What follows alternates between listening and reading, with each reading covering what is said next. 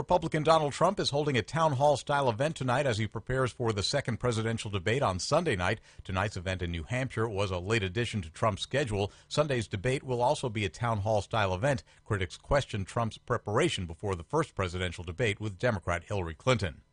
A superhero send-off is exactly what Jacob Hall's family had in mind. He's the 6-year-old South Carolina boy killed in a shooting at Townville Elementary School last week. Jacob's mom, Renee Hall, tells NBC's Today Show why she wanted people to dress as superheroes for her son's funeral. I knew that they were going to be Jacob's classmates, friends from all over the place.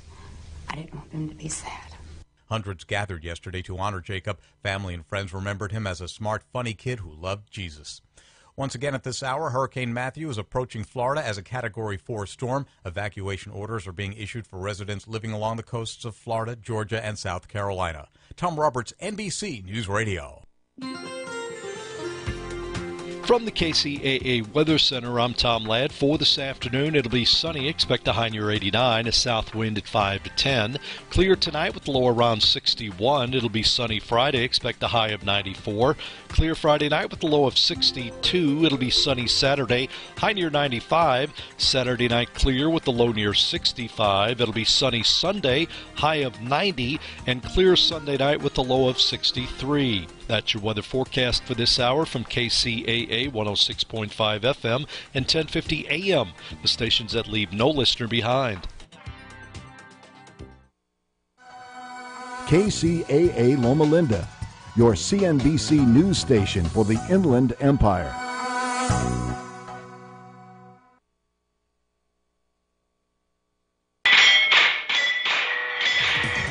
Woohoo! It's time for Open Season with award-winning sportscaster Larry Burnett. Open Season, where they tackle issues, drop gloves, and swing for the fences. Hey, let's quit wasting time and dive right in to Open Season. Open Season is on the air, in the air, and almost everywhere. Hello, Mr. and Mrs. Sports Fan and all ships at sea. We've got wild and woolly MLB wildcard finishes for you and big league playoff games to boot. Games? Did someone say games? We'll chat with author Steve Travis about the USC-Alabama game that changed college football forever. I would say that it was the final nail in the coffin of segregation. Sam Bam Cunningham was part of that Trojan team that made history in the Deep South back in 1970. That team will always be remembered for its great part in college football history. We'll check in with Buffalo Bills head coach Rex Ryan, who said something about the Rams defensive end that will stick with Aaron Donald forever, or thereabouts. I ain't forget about what he said, but, it is what it is. Ain't no big deal to me, but I remember what he said. What did he say again? Here's a hint, Aaron. It rhymes with rockstrap. Hey, folks, it's happy hoop time again. The Clippers off to a rocky start, but Brandon Ingram expecting good things for the Lakers. This is a different team. This is a different Lakers team, and we have a chance to be something special. All that, plus Vin Scully's right-hand man talks about the fans' love affair with the legendary voice of the Dodgers. They trust him. They believe in him. They've learned baseball from him, and they love him. You are going to love this edition of Open Season. Hey, Rex Ryan called it the best sports show ever, and he never makes dumb comments. Mark that down as one of the dumbest ones, and I've had a couple of, maybe one or two dumb ones. That one right there is right at the top. I'll bet you can't top this. It's time for Open Season, everybody, where our motto remains, if it's news in sports, it's news to us. And hi again, everybody, and welcome to Open Season. I'm Larry Burnett along with Eric Geller. This is the show that is more fun than Joe Buck's hair plugs.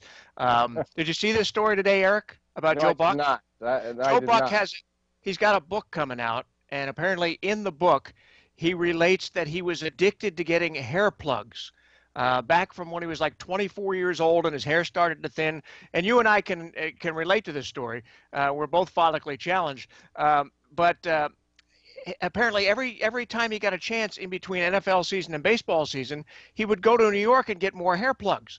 Well, about 5 years ago, he goes in for a session, and apparently they put a collar around his neck to keep him stabilized during the process. And they pinched onto a nerve in his throat, and paralyzed his vocal cord. The guy was afraid his career was going to be over because his vocal cords were paralyzed. And he lied to everybody and said that he had a virus and everything. So this is all coming out in the book. His addiction to hair plugs almost ruined Joe Buck's career. How about that? Are you kidding me? Come on. What is that? You know, he shouldn't. I'm telling you the truth. I'm telling you the truth. Anyway, we're happy that his voice is back.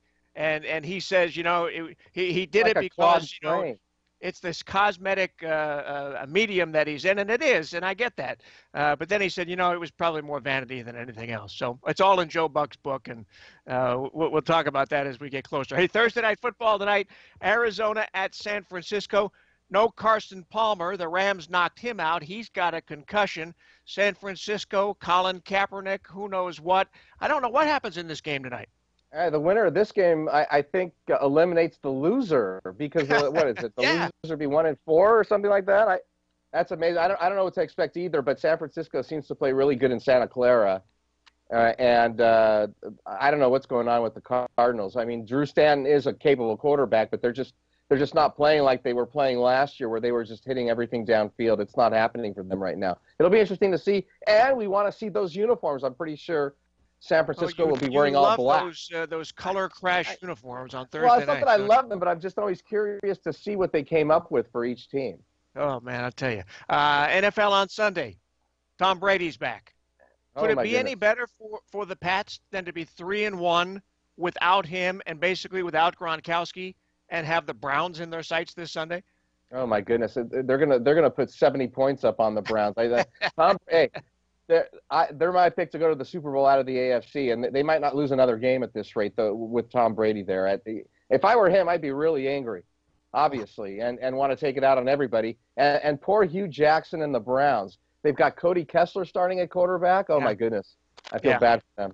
Yeah, this is not good, but it's good if you're a Patriots fan. The Eagles off a bye week, 3-0. They're at Detroit. Houston 3-1 at Minnesota. The Vikings 4-0 and doing it without Adrian Peterson and doing it with Sam Bradford, who I ripped on this program. But I got to say, he stepped up big time. One of the biggest errors that Les Snead and Jeff Fisher made, I think, trading away Sam Bradford. And I get into arguments with a lot of different Rams people about this, but he really had no offensive line to protect him, and that's why he got his knees beat up. And then he had wide receivers that didn't catch anything. Look at the darts he's tossing in Minnesota. He's got a team that's finally – the offensive line was kind of suspect, but they're blocking for him, and those receivers, he's got some wide receivers that can catch the football, and he's having a great time over there. I think it's a mistake, the Rams trading Sam Bradford. They could have gotten receivers in the draft with all the picks they gave away for Jared Goff. But I have to say, I was on their side. I thought he was an average quarterback, an overpaid quarterback, and an injury-prone quarterback, but he's proving me wrong, at least for now, in Minnesota. The over-under on him getting hurt and being out for a while, by the way, is 3 weeks. So we'll have to wait and see. So Minnesota's undefeated. Denver's undefeated. They've got Atlanta. Then they got the Giants at Green Bay, which should be an interesting matchup. Monday night, Tampa Bay at Carolina. Cam Newton, concussion. Don't know if he's ready or not. The Rams, big surprise, 3-1. They're hosting Buffalo this week. Rex Ryan, of course, the head coach for the Bills. And 2 years ago when he was with the Jets, he said that Jets tackle Sheldon Richardson deserved the Pro Bowl over Rams rookie Aaron Donald. And he said Donald couldn't hold Richardson's jockstrap. Well, time has changed Mr. Ryan's thinking as he brings the Bills into the Coliseum on Sunday. I made a lot of dumb comments in my days. That's probably right up there at the top. But what it was is I was disappointed. We had a guy, Sheldon Richardson, had a great year, never made the Pro Bowl, and one of our coaches had said, "Oh, he can't hold, this guy can't hold his jock." And so I go ahead and say it. I never even saw him play, but I knew he was a rookie, so rookies shouldn't go to the Pro Bowl. But anyway, after I watch, after I've seen this kid play, I'm like, oh boy. So, mark that down as one of the dumbest ones. And I've had a couple of, maybe one or two dumb ones. That one right there is right at the top. But obviously, he's a great player. Ain't no big deal to me, but I remember what he said. What did he say again? He said he couldn't carry somebody's jockstrap. Okay, yeah, I remember that. Had you ever heard anyone say that about you? No. He did say today that was one of the dumbest things he's ever said. He still said it. But Donald says Ryan's comments won't motivate him to play any harder this week against the Bills than he does every Sunday.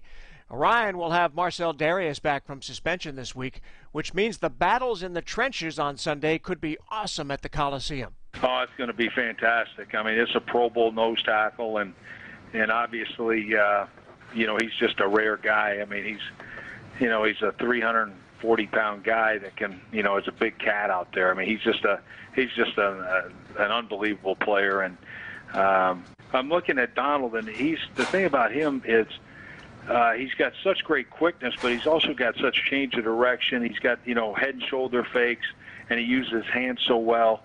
And I love his motor. I mean,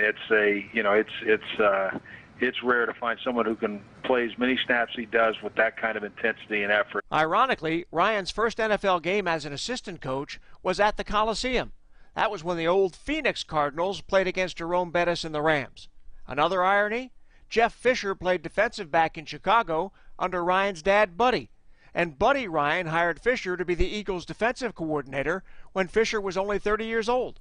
He obviously loved Jeff Fisher and respected him, and and for good reason.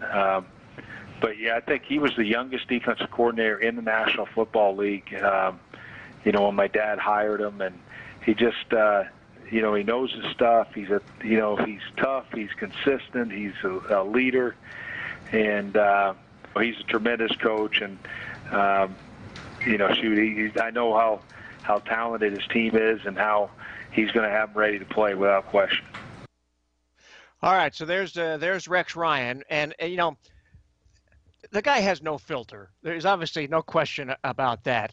He admits that somebody else told him that Aaron Donald ran with it, yeah. Couldn't hold the jockstrap of Richardson, and he just went out and said it. He said he'd never seen him play. I mean, the difference between Rex Ryan and Jeff Fisher is they're like worlds apart, personality-wise, intensity-wise, all that stuff. You see him all the time. Yeah, Jeff Fisher's kind of like a poker player. You never know what he's thinking, what he's feeling. He's very quiet. He's very monotone. He's got one look, and that's it. But here's the deal about Rex Ryan. He's much like his father, Buddy Ryan, who was way off the cuff as well. So the apple didn't fall too far from the tree there. The thing that makes them unique and makes them similar is that they're both defensive-minded coaches. I'm talking about Fisher and Rex Ryan, of course. Yeah. So that's what they've got going for them as far as them. And I'm sure they're good friends. Obviously, they've known each other for such a long time, on and off the field. So, or maybe they're not good friends, but they're just really good acquaintances and don't like to be in the same room together. But they're completely contrasting personalities, which makes it for a good dynamic this Sunday at the Coliseum. And we can throw twin brother Rob, the defensive coordinator for the Bills, into the mix too. And he's a story all unto his own. So that game coming up on Sunday. We're going to talk about baseball after we take a break. We'll talk about the Dodgers when we come back on open season. And my friend Boyd Robertson, he's been Vin Scully's right-hand man in the broadcast booth for almost 30 years. He'll be here to talk about life with Vin and now life without Vin. And later, author Steve Travers will stop by the show to talk about that historic USC-Alabama football game back in 1970. It was the game that changed college football, and a running back named Sam Bam Cunningham. Football is like a religion in Alabama, in the South. And, that's what you do on Saturday. That's what you do on Friday night. You know what I mean? So what those people saw made them understand that they had to change if they wanted their program to be successful and in the top elite tier of college football.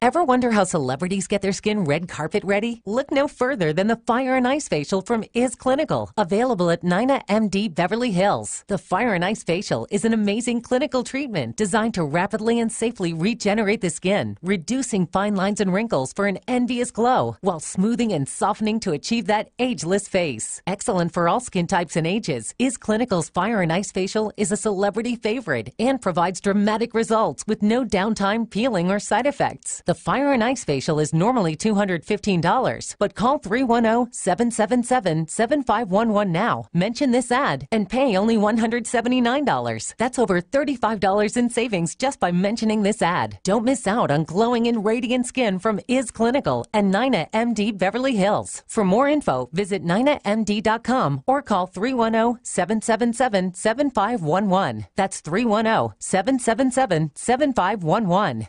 Have you ever gone to use a flashlight and the batteries were dead or the inside of the flashlight corroded, only having to throw it away? Or in a location where you had no way to charge your cell phone or camera? Well, all that has changed. Now there's Hybrid Light. The Hybrid Light brings the best of both worlds together with a strong 160 lumen LED light that lasts 12 hours on a single charge, and after a recharge from any light or power source, you're ready to go again. Hybrid Light lasts 7 long years and is even waterproof, and also contains a USB port to plug in your cell phone or camera to give you that special charge when you're not near an outlet. All this for the low price of $39.95 with promo code GARY. Call 1-800-297-8109 to be the first to have this great tool, or go to our website, hybridlight.com. That's 800-297-8109 or hybridlight.com, hybridlight.com, and don't forget to use promo code GARY. All right. On open season, Larry Burnett and Eric Geller, we're happy to have you with us. You know, a lot of people don't like the wild card format in Major League Baseball, but it creates interest down to the very last day of the season and then some. And then the wild card matchup, the Giants and the Mets last night, goes into the 9th. Giants win it on a home run. Gillespie, of all people, gets the home run. And then the American League, you get the Blue Jays and Baltimore. That one extra innings, and Encarnacion comes up with a big home run to win that one. So I think the wild card games are extremely exciting this year. Yeah, it is. You put everything on the line. The thing I didn't like about yesterday's game with the Giants and the Mets is that the pitcher, I forget what the pitcher's name is for the Mets, but he was actually out of that inning, because I think it was Angel Pagan that was batting before Gillespie. You're talking about the strike zone? Yeah, he was out. I mean, he should have been out of the inning. And if you and I can watch that, as a matter of fact, on Real Sports with Brian Gumpel, they did a whole segment on that. If you and I can watch that on TV and see that it's clearly a strike or not a strike, there should be someone with an IFB in the umpire's ear to let him know it's a ball and a strike, and there you go. But they should have been out of that inning. That should have gone into extra innings as well. He wasn't getting the low strike call at all in that game. And listen, if you're a pitcher and that's consistently the call all game long, you can live with that. But if it's back and forth and inconsistent, then you don't know where to throw for a strike or whatever else. So you got the Jays at Texas in the American League Division Series, and you got the Giants and the Cubs. Boy, that should be a good series. Bumgarner, he's just unbelievable. And then you move on, and the Dodgers at Washington on Friday night. You got Clayton Kershaw in Game 1 going against Max Scherzer for the Nats. I mean, that's a great pitching matchup. It is a great pitching matchup. And the thing about the Dodgers this year is they have a bullpen that they didn't have the last couple of years when Mattingly was the manager. And remember, Mattingly would keep Kershaw in when it was, he was obviously done, and he would just keep him in, and then he would get blown up. But now it'll be interesting to see, because when Rich Hill was going with a perfect game, Roberts pulled him out of the game. I wonder if something like that happens, if Kershaw's throwing a no-hitter or one of his pitchers is throwing a no-hitter, if he pulls that pitcher out of the game to go to his bullpen to save it. It's all, for them, it's all about the team. It's not about the individual. But that's kind of a dicey road to walk. But at least he has a bullpen. And you're talking about maybe bringing a Kershaw back later in the series, so exactly. It's a possibility. But I guarantee you that if Roberts goes out there and wants to take out Kershaw in a situation like that, he's going to have a fight on his hands. That's a great matchup. If he goes out and tries to take out Rich Hill in a situation like that, he may show him his blister. Yeah, exactly. Here's my blister, and I go back and say, here's the Dodgers. They could win the whole thing. But you know what? It's all about the Cubs. But then you're afraid of the Giants. The Giants, they've made it through. And every even year they win a World Series, and this is an even year. They definitely scare me, no question about that. Westgate Superbook in Vegas says the Cubs are 9-5 odds to win the series, followed by the Red Sox at 9-2, the Rangers at 5-1, and they've got the Dodgers at 7-1. Now, the Dodgers are going into the playoffs without Vin Scully at the microphone for the first time in 67 years. He retired last Sunday after the season-ending game in San Francisco. And Vin's final year in the broadcast booth, as you might imagine, it was filled with excitement and emotion. And right alongside Vin through all of this has been his stage manager, Boyd Robertson, who I've worked with over the years. Now, Boyd has been Scully's right-hand man on Dodgers broadcasts for 28 years. And I asked him to put into words what Vin's final season was like. Well, Larry, I'll try to. It's been hard work. It's been good work. It's been happy. It's been sad. It's been everything in between. It's supposed to be a different year this year, and it certainly turned out to be a different year. And I'm so happy for him and his family that they got to experience all that, and I got to live it and witness something that probably will never happen again, and we didn't think it would happen. Yeah, amazing that it's come to an end, and there's an abruptness to it that you can't get used to. But outwardly, people love Vin Scully, and who knows, he may be up for sainthood in some people's minds. But you worked alongside of the guy, and there are good times, there are bad times, there are frustrating times in the booth. You know that. You've worked with me. What is it like to work with Vin Scully?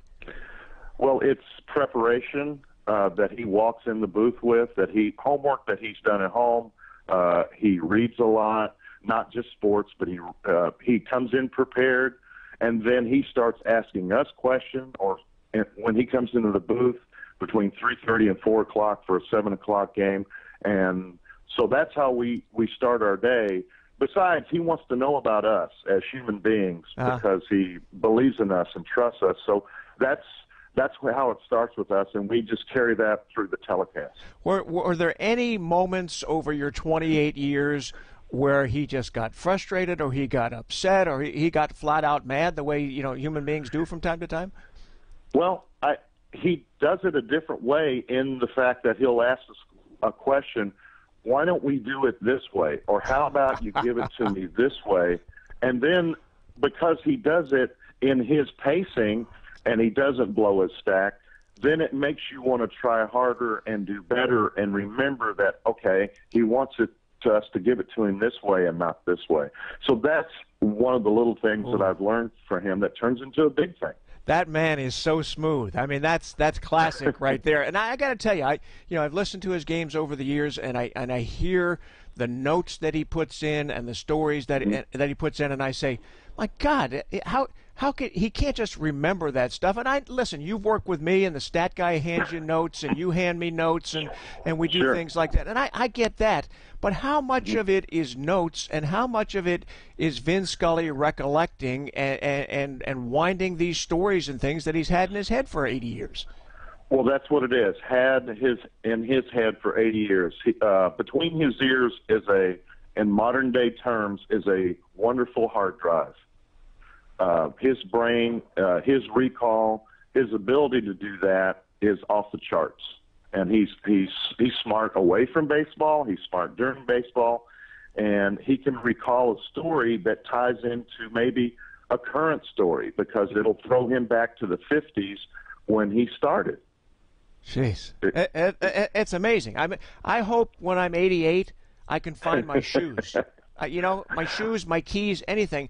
But this guy just seems to go on and on and on. And the fact that he is still so sharp, Boyd, makes me wonder how he's going to deal with retirement. Well, he's been asked that many times this year, good luck in your retirement, what are you going to do? And he says, well, normally you're 67 or something like that when you retire, and you want to do a few things and travel for the next 15 or 20 years. But he says, I'm going to be 89 in this coming November. I just want to live. And he's living life to its fullest. He and his wife Sandy have 16 grandchildren, and a lot of them live here in Southern California. So he'll be busy with that, and I'm sure a lot of honeydews. Whatever, and hopefully he can play 9 holes of golf here and there. He used to play a lot of golf with his buddy Jerry Doggett and other announcers over the years. I even got to play with him a couple of times over the years. Wow. Talking with Boyd Robertson, longtime stage manager with Vin Scully on Dodgers games. he seems like such a normal guy, and case in point, my wife runs into him at Costco all the time. Yes. I mean, is he as normal as he seems to be? Yes, because a lot of people will be nervous around him, and they'll want to call him Mr. Scully, just like I did when I first met him. That was my first mistake. And he tries to put you at ease. He wants you at ease because he's going to have a nice conversation with you if he has the time, and he usually takes the time to do that. Well, listen, he's a gentleman who has seen everything and done everything in sports broadcasting along the way. And yet I get the feeling that this last year was pretty special for him, Boyd. You were up there in the booth when I came up to interview him. I'm sure there were tons of people who did the same thing. And then we saw the players and the managers and the umpires start coming up into the booth. What was that like? And do you think that sunk in with Vin, how significant it was? It did. He was so appreciative. I'll give you a couple of moments. When Dusty Baker came up, they have a long history together, and Dusty hugged him and kissed him goodbye. Wow. Terry Collins, the manager of the Mets, sat in my chair because they have a long history together. And Terry said, "It's been an honor knowing you." Man, that's good stuff. So David Ortiz, Big Papi, whatever you want to call him, and they don't know each other just from afar, just because they're in baseball. Papi was so appreciative of everything that Vin said on the Dodger Vision screens about him and about his career as he's about to say goodbye to Major League Baseball. So, and Charlie Culberson, who finally got to meet Vin in San Francisco and brought his bat that he hit the walk-off home run on and had Vin to sign the bat. Charlie was humbled. Vin was humbled by it, and they visited for about 10 minutes in the booth, and we certainly enjoyed that. Oh, that's an amazing story. And, you bring up the thing about Papi. He didn't know Vin. Vin didn't know him. And yet there are millions of people, Boyd, who think they know Vin Scully because they saw him on TV or they've listened to him on the radio. And not just for a couple of years. We're talking decades and we're talking generations of people and families that think they know Vin Scully. Because they're in Vin Scully is in their homes, and they trust him. They believe in him. They've learned baseball from him, and they love him. We love him. I've enjoyed being around him and his wife Sandy. They treated us. They've been good to us, and they have been good for us. Yeah, there's no question about that. Okay, let's go back to the Sunday at Dodger Stadium. Last home game that Vin is going to call. And of course, it goes down to the wire. Culberson wins it with the walk-off. I mean, you've got to be sitting there next to Vin with bells going off in your head saying, we've got gold here. This is just a golden situation, right? Well, it was a jackpot moment for all of us in television that don't get to see that. And then we're trying to work, yet absorb the moment as well and remain calm, which is hard to do because I'm listening to him and watching him. Yes, he had excitement in his voice when he called the home run, but he still called it the way he calls it. He didn't go over the top. He wasn't hysterical because he never is. And so, we feed off of that. The whole crew's listening to him. We feed off of that. And then he lays out for a while like he does in big moments, historical moments. And then he finished his thoughts, and the celebration began. And I call it the air hug that he and Dave Roberts exchanged. Vin's wife was sitting in the back row enjoying it with joy on her face and in her heart. So that was just incredible. You can't write that. Yep. You can't believe that's going to happen, but it did. Yeah, there had to be electricity in the booth, no question about that. I've got about 30 seconds left here for you, Boyd. Give me an idea of how you think Vin Scully is going to be remembered. And he wants to be remembered as a good guy and a father and a grandfather, and I get that. But as a broadcaster, how should he be remembered? Well, the experts say he's the greatest that ever lived, and he believed probably that Bill Stern, Ted Husing, and Red Barber were. So he's amongst the giants, and that's how I'll remember him, but I'll remember him as a friend. And a good one at that. Boyd, I really appreciate the time. Hopefully we'll get to work together again sometime soon and enjoy the playoffs, huh? Thank you, Larry. You too. You got it. That's Boyd Robertson, longtime stage manager for Vin Scully on the Dodgers broadcast. We'll take a time out here on Open Season. Back with more in just a couple of seconds, so stay with us.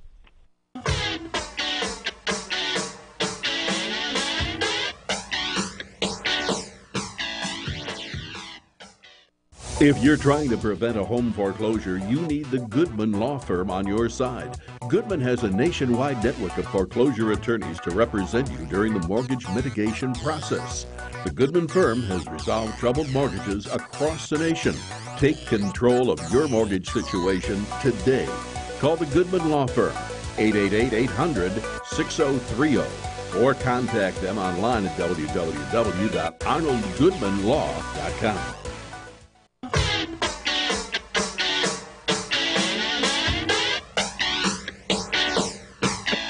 We're still rolling here on Open Season. Larry Burnett and Eric Geller. Are you ready for some college football, Eric? I'm ready. College football. I'll be at the Coliseum on Saturday. Number 2, Ohio State.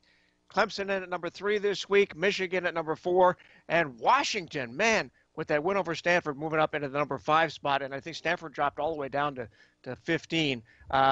Friday, number 3, Clemson at Boston College. Clemson fun to watch. Saturday, number 1, Alabama at number 16, Arkansas. Indiana at number 2, Ohio State. Number 5, Washington at Oregon. We're going to find out, I think, a lot about both of those teams in that game, in that Pac-12 matchup. Is Washington that good? Is Oregon that bad? And how do they match up against each other? That's a game to watch for me. Chris Peterson is the real deal. I saw his ascension up in Boise State where he was just the offensive coordinator when Dan Hawkins was the coach there, and they ended up going to a big bowl game. But he's the one that masterminded that offense and got Boise State where it is. And look at them. Look at Washington. They're real. They're for real. That's the real deal there. Don't be surprised if they win the Pac-12 conference. That is a good football team. And they're looking good. And it took Peterson a little while to get his people in and get his system in, but they're on a roll right now. Good matchup, ninth-ranked Tennessee going against number 8 Texas A&M this weekend. Texas against Oklahoma. Man, I remember when that used to be a huge game. They played down in Dallas at the fairgrounds. I mean, it was just the biggest, and now it's just kind of. Yeah, that's because there's just so much college football everywhere, and that just doesn't have the allure that it had. But I remember, what was it? Johnny Rogers used to play for which one of the? I think it was Nebraska. That was Nebraska. He was at Nebraska. Yeah, that was another great matchup that you don't see anymore. But I'm talking about that. But at that time of that era, it was those guys. It was Nebraska, Texas, Oklahoma, and they all played each other, and it was just But well, you can go way back to the Steve Wooster days at Texas. Who's the after that? Well, Billy Sims. Yeah, Billy. Exactly. And that parity has kind of narrowed, and Keith Jackson was always the guy calling that game too. So that's what you remember. Now it just doesn't have the luster it used to have. It's too bad. It really doesn't. Hey, the LSU Florida game has been postponed because of the hurricane, but Ed Orgeron, pretty good start there, taking over for Les Miles. And here's my question to you: if he does really well at LSU and Clay Helton doesn't do really well at USC, do the Trojans finally hire Ed Orgeron to be their head coach? Oh man, I don't know. They should have kept him on as coach. At least, look, I guess Pat Hayden learned his lesson after the Clay Helton deal. But it's like Orgeron's a good coach. He's just not like the he's not a Saban. He's not a big time face of a franchise. He's a football coach. Right. And you know what? John McKay was he was just a football coach. But, that's back in the day. Bear Bryant was a football coach. Yeah. Well, but you know what I mean? Yeah, they're really not, you're not going to have a conversation with them on the air for a long time because who knows what comes. Look at Woody Hayes, the same kind of thing, Yeah. And Bo Schembechler as well. But, hey, listen, if you're a good football coach and you know how to coach football, it doesn't matter what you do. It matters what you do on the gridiron on Saturdays. All right, locally here in Southern California, UCLA 3-2 at Arizona State, and the Trojans 2-3 hosting Colorado. But we're going to go on the Wayback Machine here a little bit. Go back to September 12th, 1970. John McKay, who we just mentioned, took the USC Trojans to Legion Field in Birmingham, Alabama, to play Bear Bryant and the Crimson Tide. The Trojans had an all-black backfield at that time, and Bama was a state steeped in segregation. And Bryant was trying to change that. And even though his team lost that game to USC, college football turned out to be a big winner because of it. USC alum Steve Travers wrote the book, One Night, Two Teams, Alabama versus USC, and the Game That Changed a Nation. I talked with Steve about the significance of that game that was played 46 years ago. I would say that it was the final nail in the coffin of segregation, which had been disintegrating throughout the 1960s. It's a huge difference between the way America looked in 1960 and the way it looked in 1970, but probably as great a difference as this country has ever experienced. And it was still hanging on, and Bear Bryant wanted to end it. He had political elements, namely Governor Wallace, who were making it difficult for him to do what he wanted to do, but he was no longer in office. He saw an opportunity to play the Trojans on his home field and have a demonstration in front of his home fans.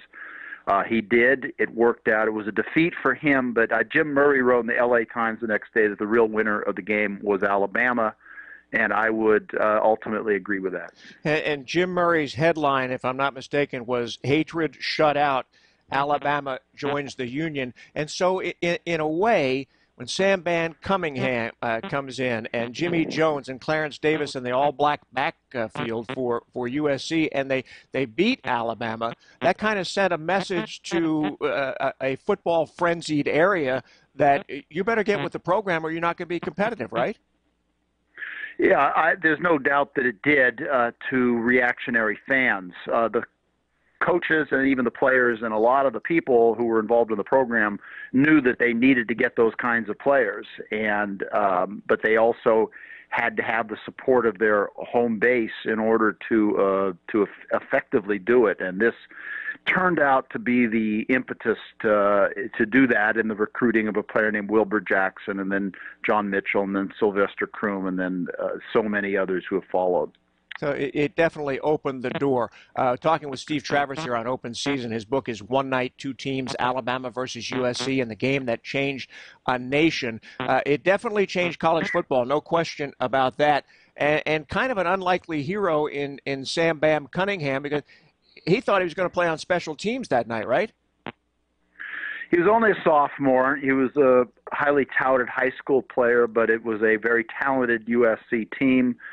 He did not start the game. They already had a top tailback named Clarence Davis, who was an All-American, replacing O.J. Simpson. And they had another fullback named Charlie Evans. And Evans ran the ball a few times, did not quite do what they wanted him to do, and so they put Cunningham in there, and he just ran wild. They couldn't stop him. He just had one of those games for whatever reason. He was certainly a great ball player, but this was the game of his life. And so he ends up being the headliner of this event, as you say, an unlikely vessel, if you will. Steve Travers has another book out now. It's called Coppola's Monster, The Making of Apocalypse Now, and he will be at the USC bookstore this Saturday, October 8th, before the USC-Colorado football game. What time are you going to be there for the book signing, Steve? Well, I'll be there 11 to 12 before the game. 11 to 12 on Saturday. Let's get back to 1970 now, because there were people who knew this was a football game, but maybe didn't know how big a football game it was. But I was surprised to find out how many African-American people were in the streets, on the sidewalks, outside the stadium, cheering, singing. They obviously knew there was a significance to this game, didn't they? They did, and the odd thing is that this was almost like an underground railroad kind of event. This is definitely was the way it was, but Sam Cunningham did not realize the significance himself, and frankly, he didn't really realize it until he went back as a guest of Pete Carroll when they played Auburn in 2003, and he was received as a conquering hero by cab drivers and hotel workers. Wow. and black people who remembered him and recognized him and thanked him. And it wasn't really until then that he realized, my gosh, I really had an effect on this game. It somehow it eluded him. He'd gone into pro football and done other things, and really had kind of lost track with his alma mater, and this really brought everything back home. And wasn't it Jerry Claiborne, the assistant coach at Alabama, who said after that game that Sam Cunningham did more for integration in 60 minutes than Dr. Martin Luther King had done ever? Yeah, he did say that. Bit of an overstatement, I would think. It was an overstatement. I think, yeah, either he was an assistant coach for Bama or he was a coach of one of the other teams in the conference. But that statement, I don't know that I would agree with, and a lot of people wouldn't. But I think whether you agree with the statement or not, it speaks to the impact that the game did have. I would say this. I would say that whatever Dr. King was attempting to accomplish, it kind of came to fruition in Cunningham. He sort of finalized it. Let's just put it that way. Yeah, this game didn't hurt the cause at all. No, not at all. It was very helpful to the United States. It was, we could use more of that today. Can you bring it up to speed for us, Steve? And we're talking with Steve Travers, the author of the book about the Alabama-USC game back in 1970. What's the significance? Where does this fit in now? Well, what I wrote in that book is I wanted to tie all the changes of the country together, and I saw a lot of political changes that were taking place in America during that time, and I think that what I did was I used USC as something of a metaphor, as an example of what the South looked at in the West and said, yeah, I can identify with that. Something that was still traditional and still conservative and still patriotic, and yet it exemplified the changes that had to happen. And then I think they saw in that something like, say, Orange County, California, as a place where a lot of USC alum live, and they could identify that the politics of a place like that is the politics that they could accept. Very anti-communist, very patriotic, and I think they identified those politics as their own, and we see that in the succeeding years. And I read an article in the Wall Street Journal recently that said 13 of the 15 cities in America that are today considered the most livable cities for African Americans are in the old Confederacy. So wow. Something happened in that part of the country. And I would also add this. I think black people and white people in the South understand each other better than any other place in America. That's my experience from having interviewed some 60 people, black and white, from Alabama who were involved in this game in one capacity or another. Well, that's a great topic for another time and a lot more time to talk about it. But before we go, your book, Coppola's Monster, The Making of Apocalypse Now. I believe it took about 4 years to get this thing done. In the minute that we have left, give us a jewel from the book that'll make people want to read it. Well, let's just start with the beginning. John Milius, who was a student at USC and kind of an anti-war reactionary, and he saw all these students with the signs that said "Nirvana Now," and he modified a sign that wrote "Apocalypse Now," and this was the germ of the title of the book that he eventually wrote about Vietnam. Using Joseph Conrad's Heart of Darkness as the metaphor, but just changing it from the Belgian Congo to Vietnam. Gotcha. Well, for those of us who love the smell of napalm in the morning, looking forward to it. And Steve will be at the USC bookstore Saturday, October 8th from 11 to 12 before the USC-Colorado football game. Really appreciate the time and the information, and good luck with the book and the career. And thank you, Steve Travers. We're going to head to break here on Open Season, and we'll do that with these words from Sam Bam Cunningham talking about that USC-Alabama game back in 1970. We'll be right back. we showed up and we did what we were supposed to do. We played up to our potential that evening. Now, were we a lot better than Alabama? You know, we were better than Alabama. Alabama's a great program, you know, but that night and at that time, they were not as good as we were that evening. And those people, those 60, 70,000 people in the stands that were privileged to watch that contest, understood that after that game was over and saw that there was a change in the wind. So to be a part of that change as an individual and as a team, very, very gratifying. And you know, I look at football now, I look at the Southeast Conference now and realize what a part we had in it.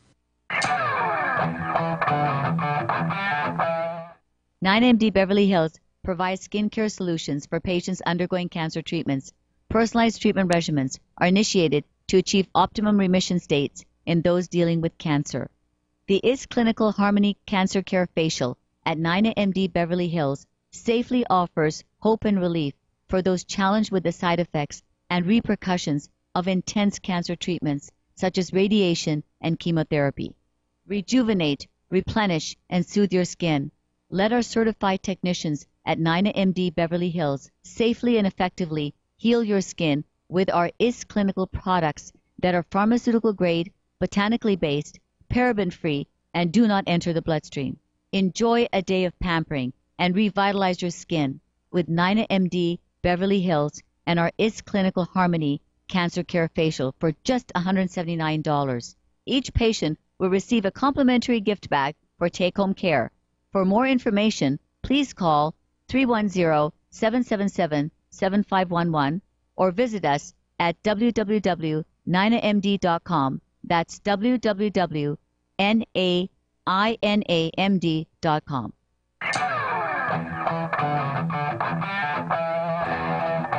Hey everybody, welcome back to Open Season. Larry Burnett and Eric Geller with you here. Fun show so far. We've heard from Rex Ryan. We've heard from Boyd Robertson, Vince Scully's right-hand man, and Steve Travers talking USC-Alabama football and the impact game back in 1970. I want to talk some NBA now. We got a lot of ground to cover and little time to do it. But the Philadelphia 76ers, are they just snake bit or what? They get the top pick. They get Embiid back after a couple of years of injuries, and now Ben Simmons is out with a foot injury, surgery. They don't know if he's going to play at all this year. They play too much basketball in the off season. It's not like they used to do, where they didn't, you know, they had another job or they did something else. But there's just too much basketball going on, and yeah, it's amazing. The Sixers, they just can't buy a break, and well, at least they have nice uniforms. There you go. I guess I don't know. A good history too. Yeah, they do have a great history, no question about it. Locally, the Clippers 1-1. They're off until Monday when they'll play Utah. They got whipped Tuesday night, 120-75. And I know it's a preseason game, but they got whipped 120-75 by Golden State's super team. But Eric had a chance to talk with Paul Pierce and some of the Clippers, and they feel they've got a super team of their own.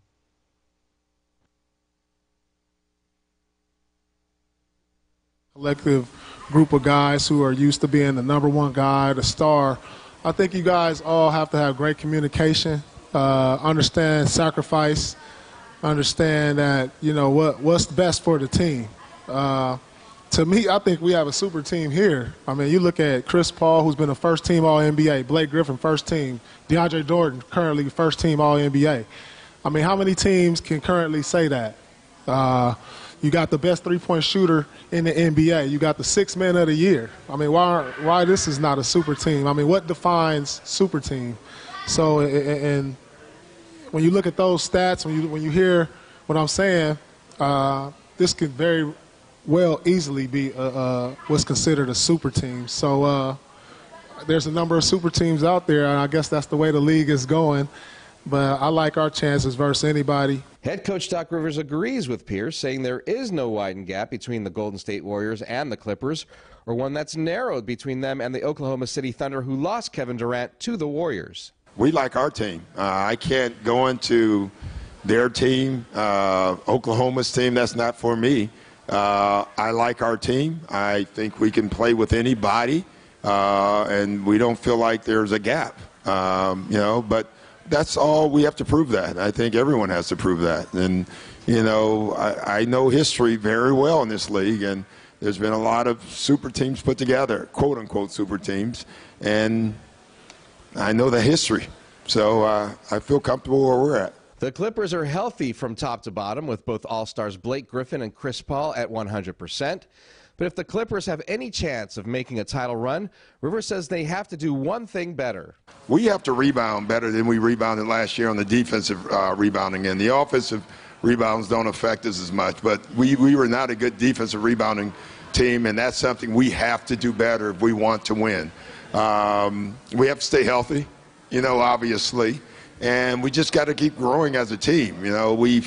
Our regular season record over the last 3 or 4 years says that we're one of the better teams. Now we have to back that up in the playoffs.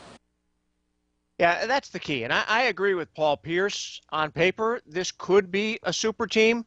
But they haven't proved it to me. Until they do, they're not a super team. No, absolutely not. The moons have to align for them. I mean, look what Golden State did. They didn't have any injuries, and you can't stop them from the three-point line. Cleveland finally did. But, until someone stops them, and now they've added Kevin Durant, forget about it. They're still the team to beat. The Lakers are 1-0. Friday, they'll take on Denver at Staples Center. Then Sunday, Denver again at Citizens Bank Arena in Ontario. Hopefully, a lot of you listeners will get out to see that. The Lakers beat the Kings in the opener. That's no great accomplishment. Brandon Ingram, first-round pick, 27 minutes off the bench, 2 points, 2 rebounds. 0 for 5 from the field, and 4 of those were three-point tries. So you got to wonder, maybe the number 2 pick in the draft may still be getting used to life in La La Land and the awe of playing for the Lakers. You come in here and it's surreal. You come here, you look at the trophies in Jeannie Buss's office. You come and look at the banners all over here, and it's an amazing sight, amazing atmosphere in here every time I come up in here. And just looking at this, it definitely gives us some motivation to try to get another banner, of course, just to keep working hard and try to reach one of those one day. Brandon, how do you feel you're different from draft day till now? The summer league under your belt and everything else. I think I've got a little feel of what the coaches want from me. Been getting out there defensively, offensively, and just been getting here working hard and trying to translate whatever that I've been doing in these workouts to some of the pickup games and, of course, eventually to the games that we'll have this season. What has the transition been like for you coming to Los Angeles? No, it's been different. Of course, being from North Carolina, LA is different, but just try to stay grounded, stay within the team, stay on this basketball court. I know it's something bigger than just LA. It's just me between these lines. Is it a plus for you to come into a team that has so many young players and now has a brand new young coach as well? I think it is.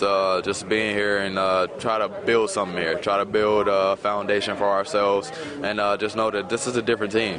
This is a different Lakers team, and we have a chance to be something special. It's an amazing style of basketball, and we have a lot of great shooters, a lot of guys that are bigs that can step out and shoot the basketball. So I think it's going to be an amazing style that we play. Do you feel as though you'll be able to start, or are you okay if you're coming off the bench at the beginning of the season? I'm okay as long as I'm playing well. Of course, it's for me to not start. Of course, I've been starting my whole life, but of course, I think I'll crack myself into that starting lineup and just work hard each and every day. Yeah, he wants to start, and all indications I'm getting is that he's going to be one heck of an NBA player before too long. A little short on time here, and I know we want to talk about the Rams, who are 3-1 going into the game with Buffalo on Sunday. You were out at camp yesterday. What'd you find out? Well, Aaron Donald, their defensive tackle, defensive rookie of the year a couple of years ago, he won defensive player of the week in the NFC for their big win over the Cardinals. He had a couple sacks and over a dozen tackles, and he talked about it yesterday. I feel good. Anytime you complimented for the work you do on the field is a good feeling, but, still got a lot more work to do, and we won, so big deal. Buffalo head coach Rex Ryan admires Donald from afar, but will get well acquainted with the all-pro tackle on Sunday. He's got such great quickness, but he's also got such change of direction. He's got, head and shoulder fakes, and he uses his hands so well. And I love his motor. I mean, it's rare to find someone who can play as many snaps he does with that kind of intensity and effort.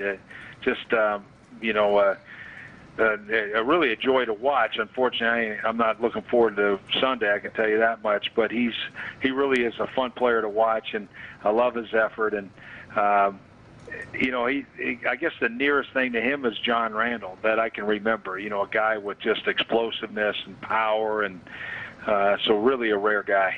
Now Donald and the Rams face a Bills team that features running back LaShawn McCoy and quarterback Tyrod Taylor, who is a threat to run as well as pass. Yeah, they special athletes, and we just got to try to bottle them guys up. You know, they can hurt you in a lot of different ways, and our job is to try to contain the quarterback, get to him, and stop the running. As long as we do that, we'll be successful. For Rams middle linebacker Alec Ogletree, Taylor reminds him of another fleet of foot quarterback the Rams are quite familiar with and have had success against. He's kind of like Russell Wilson, you know, in the sense of, you know, he can run around and extend plays and, you know, make throws on the run. So, you know, like I said, we face Russell twice a year, so we kind of see a guy like him. But, you know, he's different in his own way, you know, and, you know, I think he's probably faster than Russell, actually. So, you know, he can, like I said, he can extend plays and you know, make throws. This matchup features two of the league's stingiest defenses. The Rams give up 19 points per game, while the Bills only surrender 17 per contest.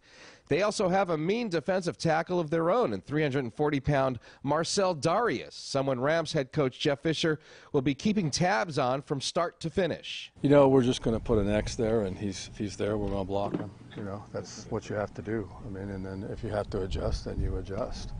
You know, he's a talented player. He's a load. Well, they got their work cut out for them. It should be an interesting game. I don't know anybody else in the world named Tyrod. I don't either. I actually had a broken tie rod on my car, but I took it to the Pep Boys, and they fixed it for me, which was kind of good. Hey, Eric, thanks for a fun show today. Thanks to Brandon McCormick for putting it all together. Rex Ryan, Steve Travers, Brandon Ingram, Boyd Robertson, Jeff Fisher, Paul Pierce, Aaron Donald, Doc Rivers, Eric Ogletree. We didn't get to him, did we? And Sam Bam Cunningham. Yeah. He was in there. And thanks to Sam for joining the program, too. And thanks to everybody out there for joining us here on Open Season. Be sure to check in with us next week, Thursday, 3:05 p.m., Open Season. Until then, get out and try to have some fun, okay? Are you having any fun? What you getting out of living? You're listening to KCAA, Loma Linda, California. The best station in the nation. I'm Tom Busby, CNBC Radio. Twitter gave some investors something to tweet about today. Its stock price. Shares tumbled 20% on reports that